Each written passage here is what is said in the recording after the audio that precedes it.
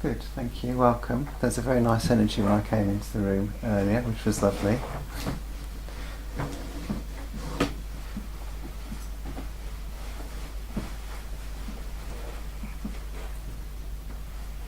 So this talk, the idea of this talk came from a conversation that I had with Tenzin Shenyan, who is a guy from Liverpool who's ordained in a Tibetan tradition, who's going to come and live with us in a few weeks' time. And he described Pureland Buddhism as Inside Out Buddhism. So I just wanted to unpack that really, and it fits with some of the other thoughts that I've been having recently. I thought, well, it sounds like a good idea for a title as much as anything else, so here we are.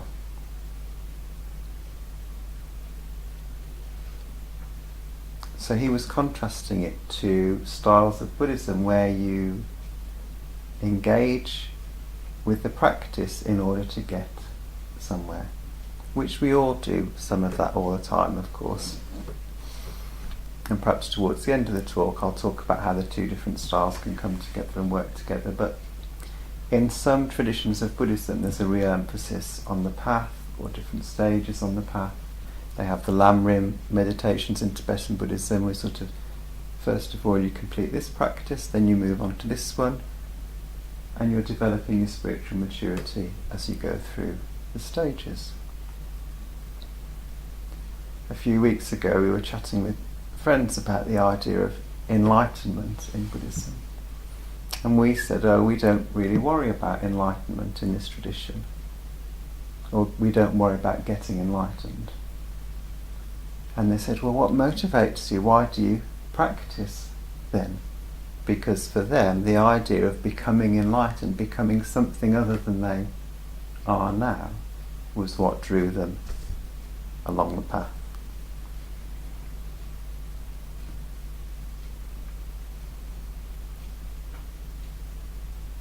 Whereas in Pureland Buddhism, or in this take on Pureland Buddhism, we're coming at it from a different angle, or inside out.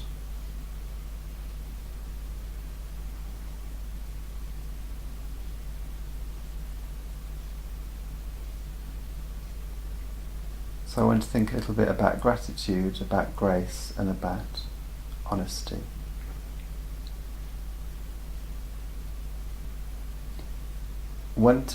Gratitude for what we have now undermines this idea of wanting to get somewhere where we're not. Part of the reason we want to get somewhere where we're not is because we don't really experience fully what we've got in this moment. And of course some of what we've got in this moment is suffering, is dissatisfaction. That's part of the picture, but it's not the only part of the picture.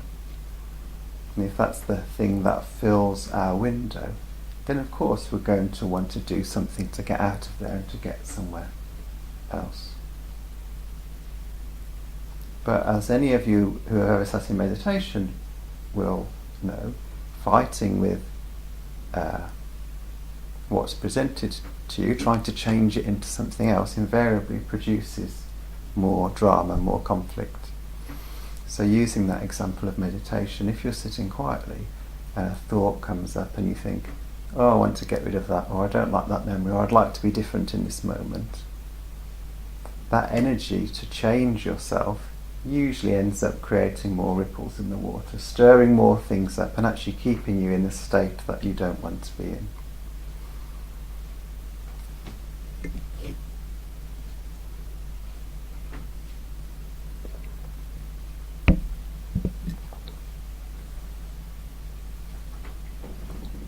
Developing gratitude allows us to stay with what's happening moment to moment in a way that doesn't create more chaos and create more conflict.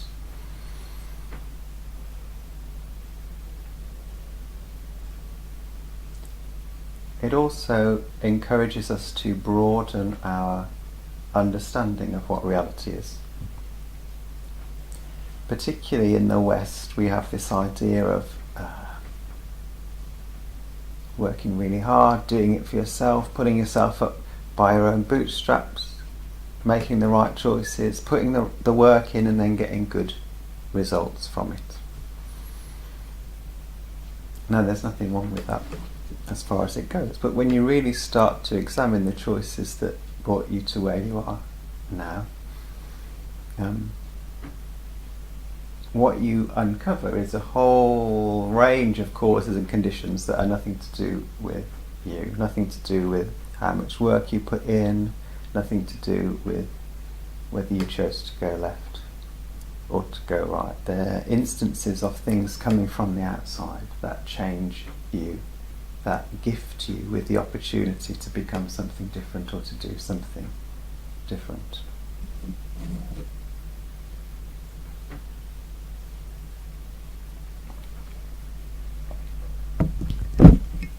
As far as I remember, my first introduction to Buddhism was reading some stories about some Zen Buddhist monks and nuns online. I don't remember exactly what sequence of events took me to that website, but my guess is it wasn't a conscious one. And I know for sure it was actually to do with avoiding work during the day rather than deliberately choosing what was going to give me the best outcome in terms of what I thought my goals were at the time. So that was a chance encounter. And that website's hosted by a professor of psychology or philosophy, I don't know, somewhere in the States. And of course, if you unpack his life, there'll be a whole load of coincidences and choices and causes and conditions that come together to allow him to present those stories online. Maybe if things had been slightly different, that link wouldn't have been there. I wouldn't have been able to click on it, and I wouldn't be sitting here today. So that was a gift. It was grace, if you like. It was something to be grateful for that was nothing to do with anything that I'd planned or intended or chosen.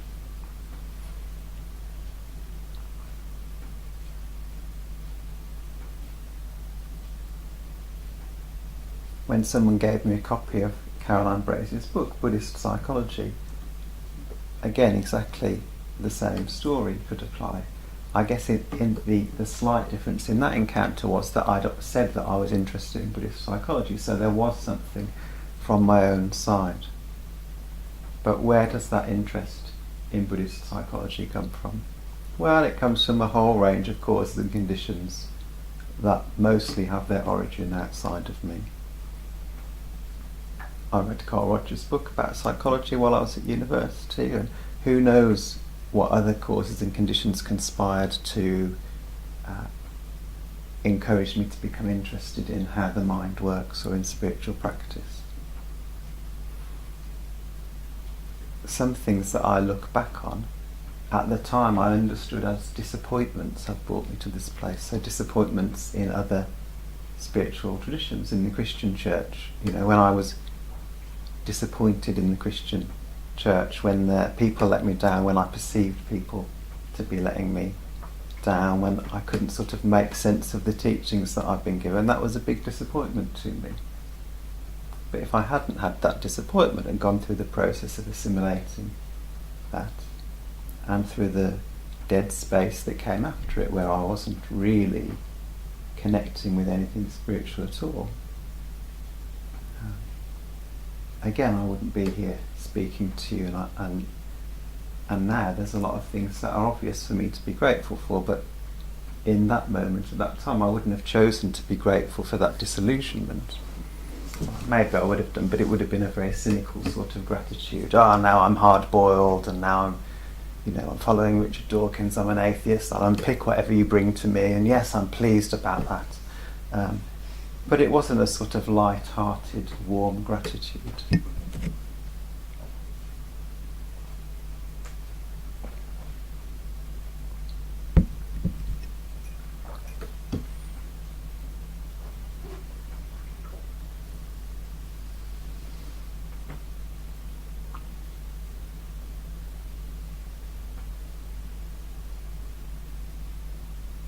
The first time I really met this community, this Buddhist community, and the first time I met my teacher, Dhammavidya, again it was a moment of grace. It wasn't anything I created, but it wasn't really anything they created themselves either. There perhaps were one or two choices that they made along the way, but again you can unpick those, and it's hard to hold on to anything solid in the midst of all of that. When I had the experience of coming into the centre in Leicestershire and being warmly welcomed despite being shy, awkward, occasionally passive aggressive, not quite knowing what to do with myself, that was a real gift. So much so that I decided to stay for 2 extra days. And when I saw Dharmavijaya teaching about the Lotus Sutra, and in my memory he's glowing when he's giving the teaching. I mean, he wasn't literally glowing, it wasn't a sort of supernatural experience, but there was something very clear about his teachings and about his presence, and he made contact with me somehow in a way that cut through the sort of fog that I usually carried with me. So there was a sense of clarity or lightness or light shining through. That was a real gift. That was something to be grateful for. That was a blessing that I received.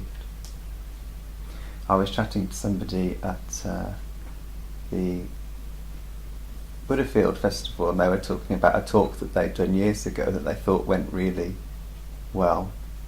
And they described that they were describing their own journey in the Buddhist path and how they'd got to where they were and the choices they'd made and so on.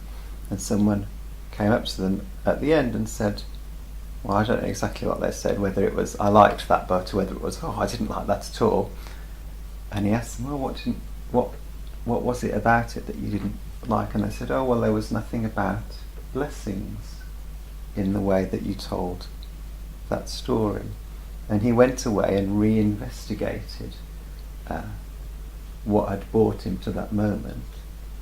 And he found that there were blessings, there were gifts, there were things to be grateful for that weren't anything to do with what he'd created, with the choices he's made, with the study that he'd done.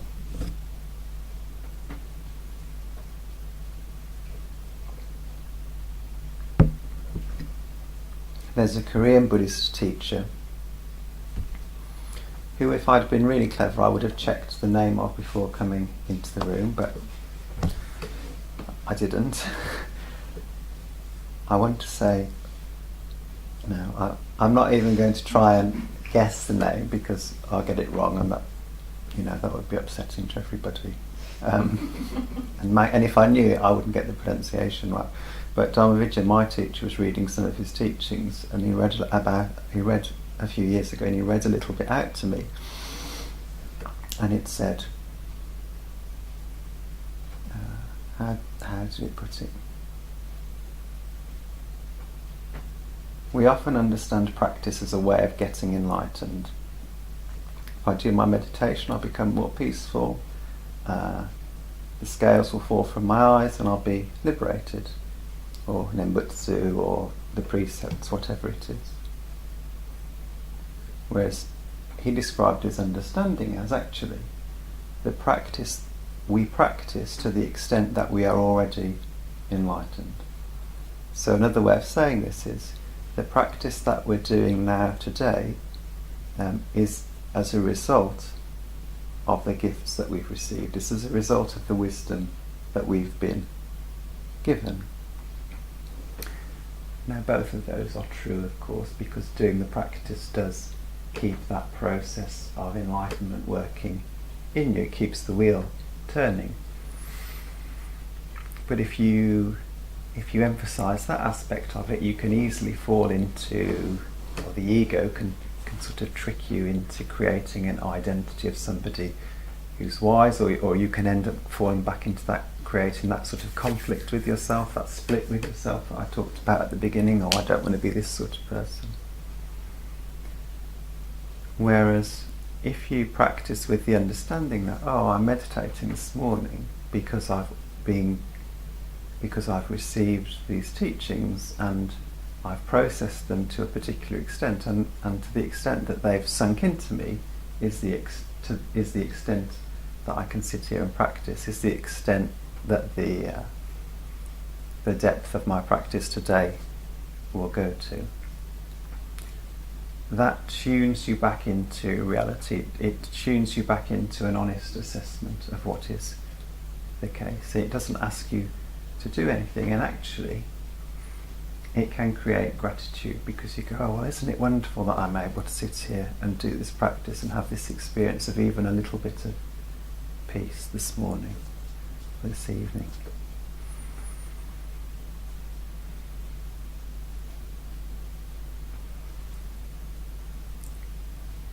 And what comes with that sense of gratitude?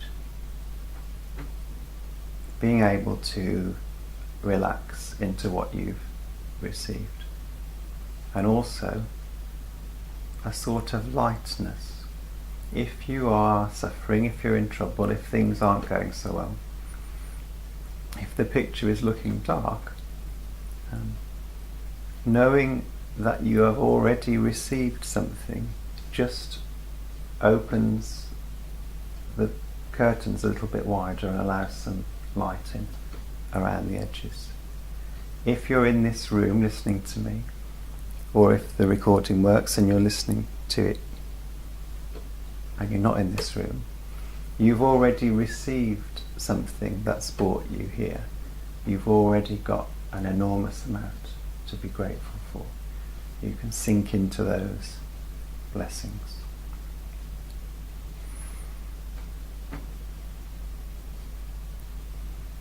And when I do that personally, I feel my body and mind relax.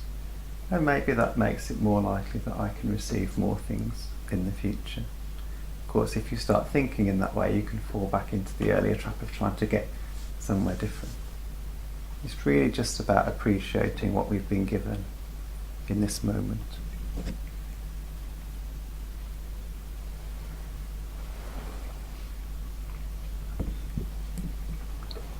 And if you can genuinely do that, you will naturally keep the precept that's the most difficult to keep, which is not putting yourself above others.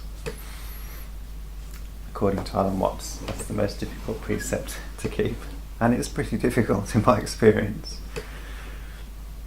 But we do that because we're jealous or because we feel insecure about our own position. And we don't need to do that if we feel grateful for what we've received already, if we understand that we're already in possession of something precious.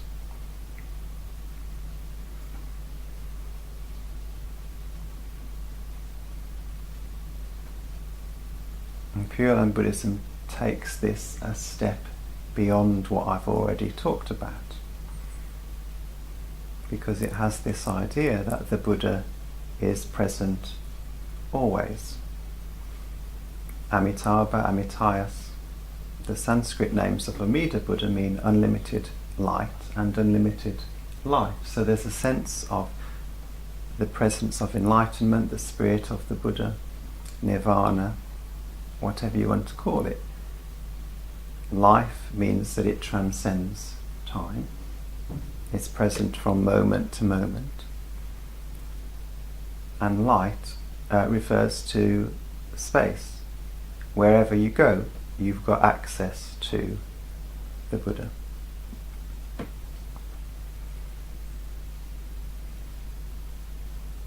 This is considered a sort of existential reality from the Pureland point of view. Regardless of what you think the Buddha is, whether he's sitting on another planet somewhere radiating out light, or whether he's in a different dimension, or whether it's a symbolic reality that's just a way of making sense of something in the universe. It doesn't matter too much.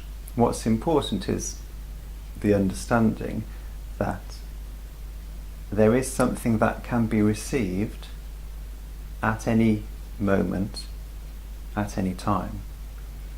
So in the way that I talked about receiving those gifts and receiving those blessings and sort of unpicking our own stories, there are times when we become particularly aware of it. But actually the possibility of receiving grace, of receiving blessings, of receiving Dharma is present in every moment in every place that we find ourselves.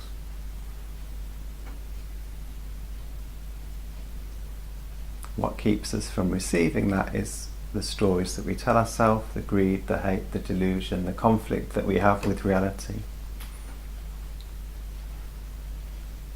As we relax into the present moment, as we open the curtains a little bit wider to let those chinks of light in which allow us to relax, what we discover is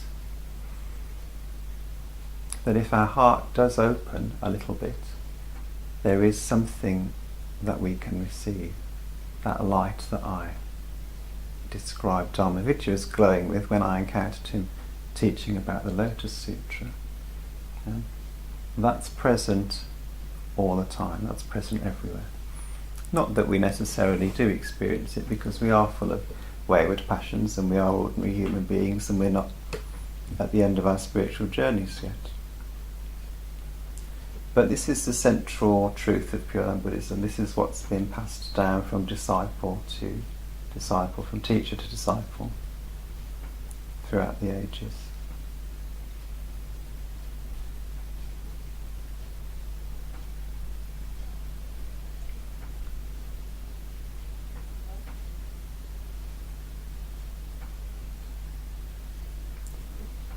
And of course, you can do two things with that knowledge, with that understanding. You can have it subverted by your ego, who wants to make something of you because you've heard about it. Oh, I'm special now, I've got this, I know what I'm doing, never going to trip over myself again. Or even, oh, I am tripping over myself, but Kaspar said this thing's always available, so I should be able to get to it, and why can't I get to it? And neither of which is a great place to be in. Or you can take it as liberation, as freedom, as your faith deepens. Oh, well, actually it's okay to be where I am. It's okay to be in the condition that I'm in. It's okay to have the limited amount of wisdom that I've got, because I know there's a whole sea of it out there surrounding me, surrounding everybody else as well, which takes the pressure off if you're in this job.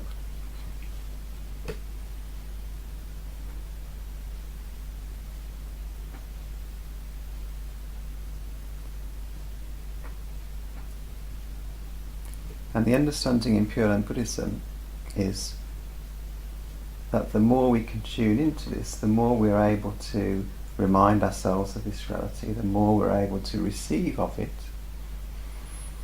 whether we're able to will our hearts to open or whether that's something that's also a gift. Maybe we can talk about some other time. But the more we receive of it, the deeper our faith grows. And of course, the more we receive, the more practice we're able to do. This goes back to what the Korean teacher was talking about. The deeper our faith, the more we trust the presence of the Buddha, the easier it is to meditate, the more pleasant our encounters with the people around us will be, and the more easily we will keep the precepts. So in this understanding, ethical behaviour comes naturally and spontaneously out of the deep personal connection that we develop with the Buddha, because we relax, we're not conflicted, we don't need to be defensive at all, because we understand that there's something to lean into.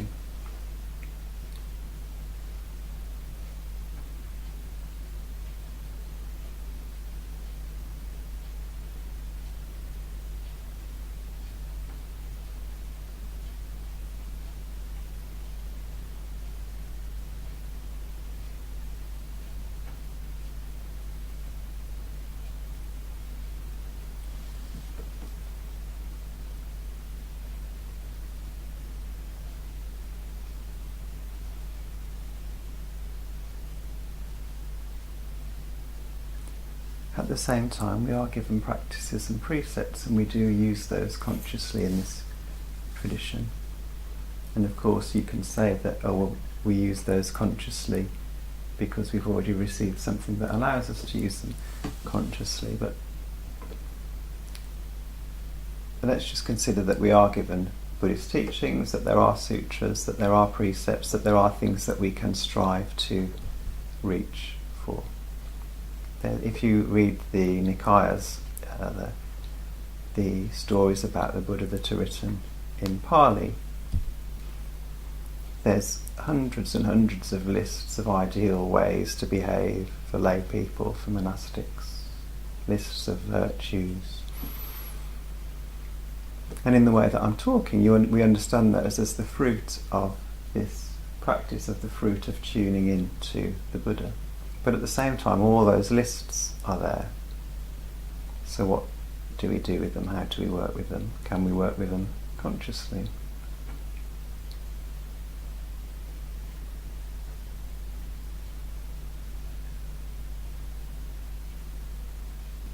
Those descriptions of how the Buddha acts, of the virtues, of how somebody who's enlightened behaves, serve as a mirror to our own depth of spiritual maturity. When we see ourselves failing to keep particular precepts, or celebrating when other people don't keep the precepts, or being mean or small-hearted or grasping at things or lusting after things, we can understand that those behaviours come out of an insecurity. They come out of trying to protect ourselves somehow, keep ourselves safe. That's what selfishness is really, is trying to keep ourselves safe in a situation where we don't feel safe.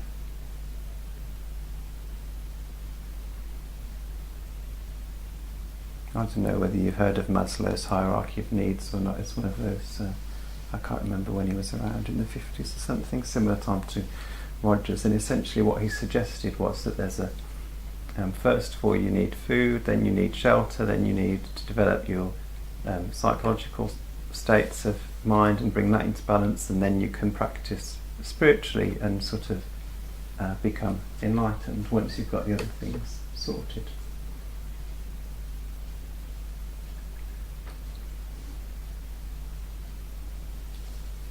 Well, actually, I think it's more helpful to put that pyramid on its head.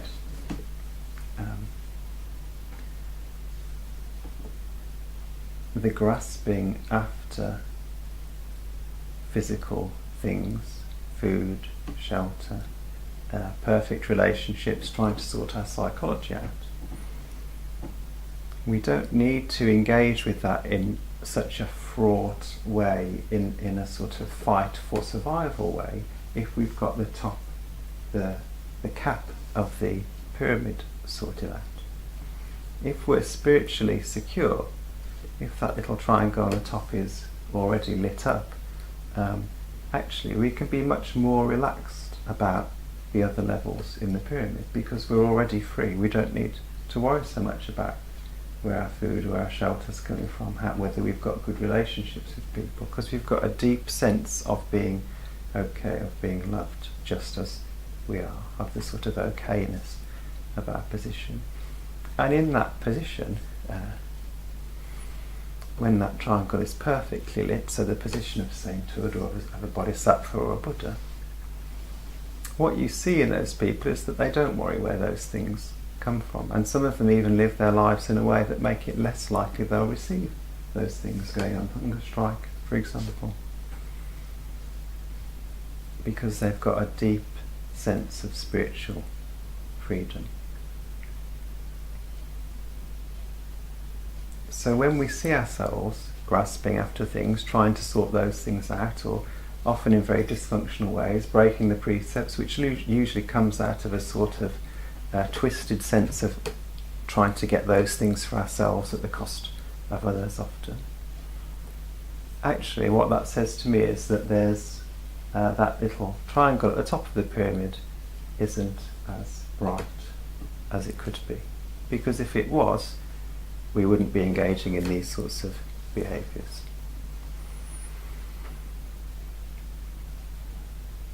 But we do, so there we are. So we can use that understanding in a couple of different ways. One is, I'm breaking the precepts, I've hurt somebody, I'm grasping after something, I'm feeling upset, I guess that means that there's a pocket of insecurity in me. There's some part of me that isn't tuned in to the Buddha, that doesn't believe it's possible to relax into this grace, into these blessings, that isn't aware of what it's possible to receive moment to moment.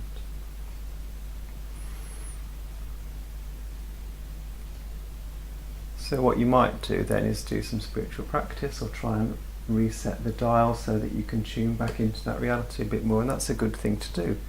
But maybe you can do it and maybe you can't, because I know when I'm really worked up about something, in that moment it's quite hard for me to connect with the Buddha. Maybe later on I'll be able to, when I've calmed down a bit, or when I've processed what I need to process, but in that moment I'm not making that connection. And someone coming and saying, oh, just say Nembutsu, tune into the Buddha a bit more, I don't want to hear that. They're going to get 2 fingers if they come and suggest that to me in that moment.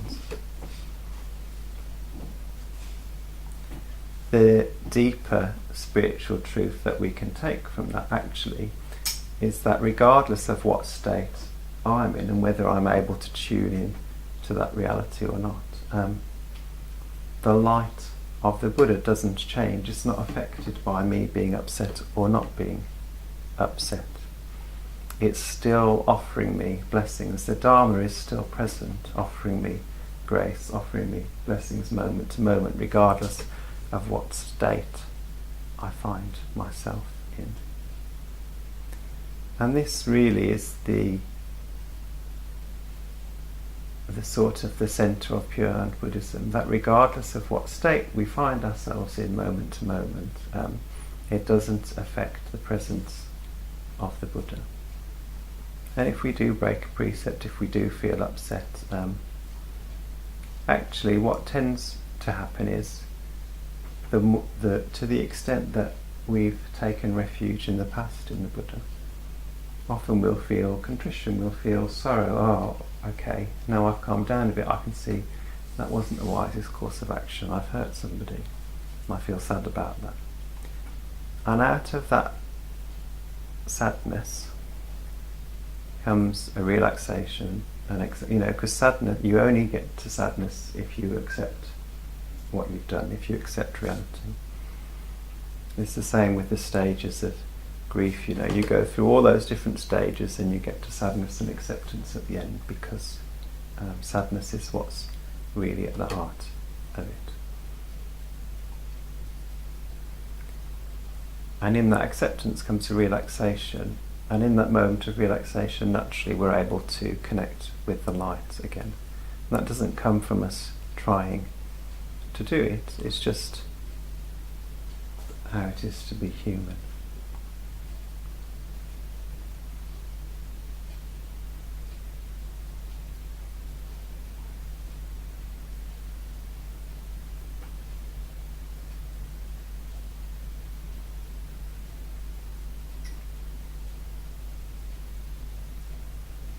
So for me, this understanding of receiving blessings, of receiving gratitude, both in the sense of very specific things that I've received, some of which I know about, some of which I probably don't know about because I haven't worked out the whole story, the concrete things that have led me to this place. And more deeply, that sense of gratitude for the teachings being present at all. It's got the potential to transform spiritual practice into something that allows us just to sit with, oh, this is what's happening today, and that's okay, because I know that I've already received this. I know that the blessings are continuing. I know that I don't need to do anything differently in order to make that happen, because it's something that happens outside of my own control, outside of what I can manipulate.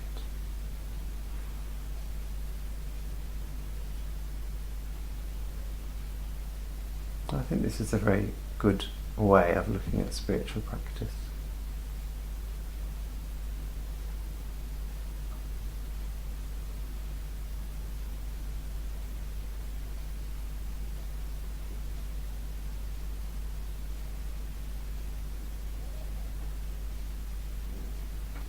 And I think in the end there is a synthesis between the two modes of practice, because not only do we use those teachings that we're given more explicitly to act as a mirror for our own state of being, but we also, the deeper our faith, the deeper our trust in the presence of the Dharma, in the presence of the Buddha, the more likely we are to want to put those teachings into practice, the easier it is to put those teachings into practice. And sometimes it's helpful to think of us being the ones who put them into practice. That can take us over a bit of resistance, or it can take us into the next level. But I think as a Pureland Buddhist, it's most often helpful to think of, I want to say Chanel, but I'm not sure that's right. That Korean teacher, anyway, his description of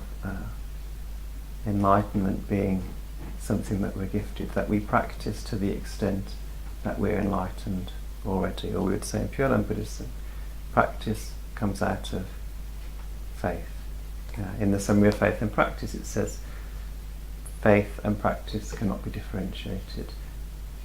How you are in the world is a direct mirror of how deeply you're connected to the Buddha.